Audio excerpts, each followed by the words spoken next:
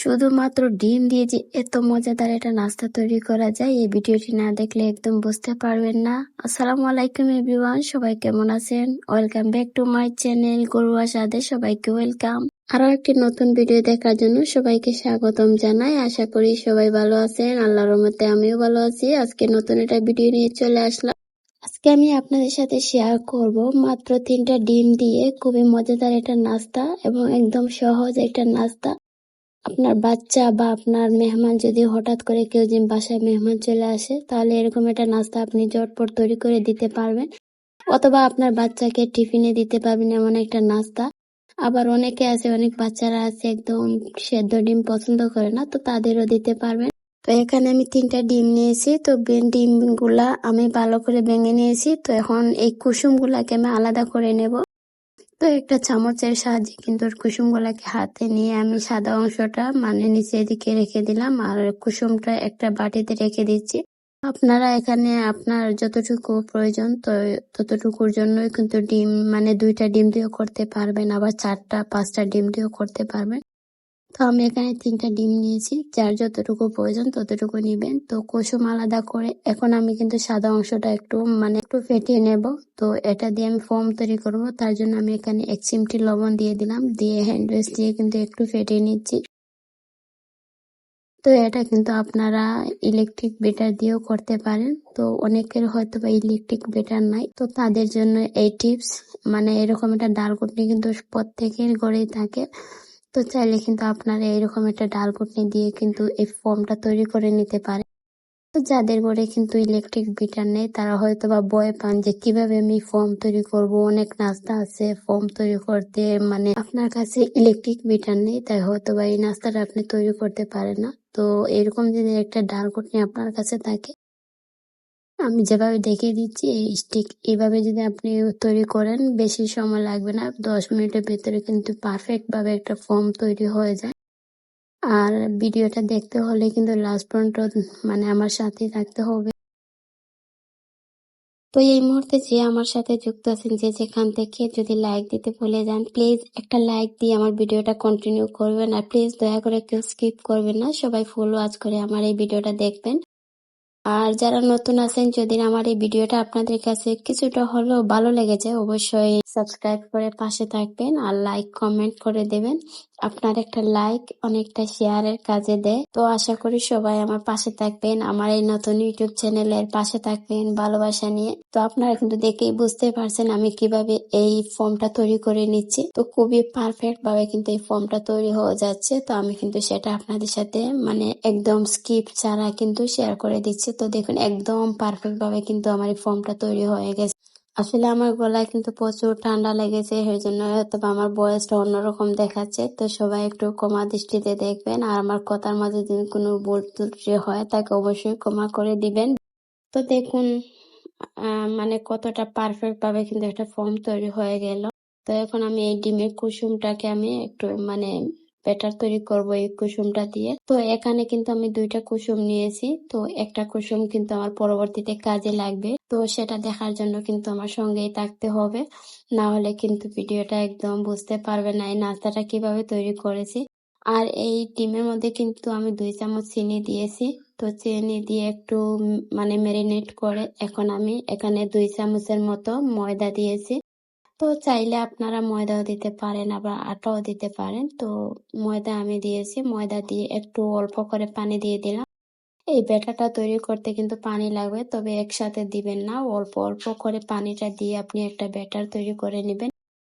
এই ব্যাটারটা যদি আপনি পারফেক্ট ভাবে তৈরি করতে পারেন, তাহলে দেখবেন পরবর্তীতে আপনার নাস্তাটা একদম ফুলকো হবে আর খেতে কিন্তু অনেক সুস্বাদু হবে।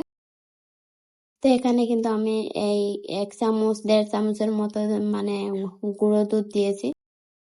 অবশ্যই চেষ্টা করবেন গুঁড়ো দুধ দেওয়ার, তাহলে দেখবেন অনেকটা টেস্ট আসবে আর খেতে কিন্তু অনেক স্বাদ হবে।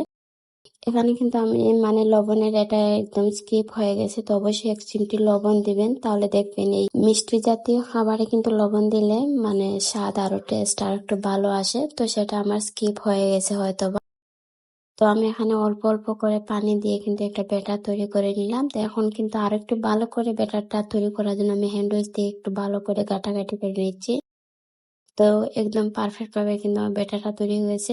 এই ব্যাটারটা তৈরি কিন্তু একদম ঘন হবে না, আবার একদম পাতলাও না, মানে মিডিয়াম ভাবে আপনি কিন্তু এই ব্যাটার তৈরি করে নিবেন। তো দেখুন আমি কত সুন্দরভাবে কিন্তু এই ব্যাটারটা তৈরি করেছি। অবশ্যই আপনি খুব সুন্দরভাবে মানে একটু সময় নিয়ে ব্যাটারটা তৈরি করবেন। ব্যাটারটা যত সুন্দর হবে নাস্তাটা কিন্তু আরো ঠিক ততটাই মানে পারফেক্ট ভাবে কিন্তু নাস্তাটা তৈরি হয়ে যাবে।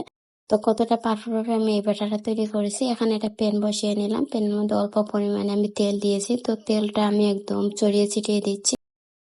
তো একদম কিন্তু লো হিটে রেখেছি, আগুনের আঁচটা একদম কম রাখতে হবে। বেশি পরিমাণে আগুন হয়ে গেলে কিন্তু আবার মানে এই ব্যাটারটা দেওয়ার পর পুড়ে যাবে। তো আগুনের আঁচটা একদম কম দিয়ে আমি এখন মানে তেলটা গরম হয়ে গেছে, তো উপর থেকে এই ব্যাটারটা একদম ঢেলে দিলাম। পুরোটা ব্যাটার আমি ঢেলে দিয়েছি। তো একদম সুন্দরভাবে কিন্তু দেখুন সেট হয়ে গেছে।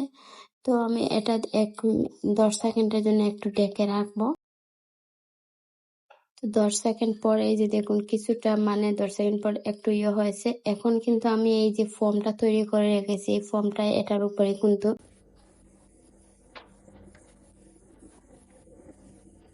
এটার সাথে যেন একদম মিডিয়াম ভাবে লেগে যায়। তো এখন আমি ফোমটা সুন্দরভাবে ছড়িয়ে ছিটিয়ে দিচ্ছি। তো যারা যারা এই মুহূর্তে আমার সাথে আছেন অবশ্যই একটা লাইক দিয়ে আমার ভিডিওটা কন্টিনিউ করবেন। আর এরকম একটা নাস্তা যদি আপনি আপনার বাচ্চার টিফিনে বা আপনার কোনো মেহমান যদি হঠাৎ করে চলে আসেন, এরকম একটা নাস্তা যদি ঝটপট তৈরি করে খাওয়ান, দেখবেন আপনার মেহমান বা আপনার বাচ্চা আপনার ফ্যান হয়ে যাবে। আর আসলে আমরা কিন্তু সবাই সহজ নাস্তাটাই বেশি পছন্দ করি। আর আমার এই চ্যানেলে কিন্তু খুব সহজভাবে কিন্তু আমি নাস্তাগুলা শেয়ার করি, নাস্তা বা যে কোনো রেসিপি শেয়ার করি। তো চাইলে আপনি কিন্তু আমার এই রেসিপিগুলো দেখে আসতে পারেন। আর যারা নতুন আছেন অবশ্যই যদি ভালো লাগে সাবস্ক্রাইব করে পাশে থেকো। তো দেখুন কতটা সুন্দরভাবে কিন্তু আলতোভাবে কিন্তু এই সবগুলা মানে ফর্মগুলাকে আমি একটু ছড়িয়ে ছিটিয়ে দিচ্ছি। খুব সুন্দরভাবে সেট করে দিচ্ছি। তো অবশ্যই খেয়াল করে কিন্তু এই ফর্মটা সেট করতে হবে। বাহিরে কিন্তু খুব বেশি বৃষ্টি হচ্ছে, তো কিছুটা হয়তো বা নয়েজ আসতেছে, তো সবাই একটু ইগনোর করবেন। আসলে বৃষ্টির দিন, দিনের বেলাও বৃষ্টি হয়, রাতের বেলাও বৃষ্টি হয়। তাছাড়া আবার বাচ্চাদের পরীক্ষা শেষ হয়েছে, তো দিনের বেলা হয়তো বা ভয়েস দিতে পারতেছি না, তারা বাসায় আছে। তো এই জন্য আমি রাতের বেলায় ভয়েস দিচ্ছি। তো খুব বেশি বৃষ্টি হচ্ছে, তো সবাই একটু ইগনোর করবেন। এখন দেখুন আমি সব ফর্মগুলা সেট করে এই কুসুম যে আলাদা একটা কুসুম রেখেছিলাম, কুসুমটা দিয়ে দিই।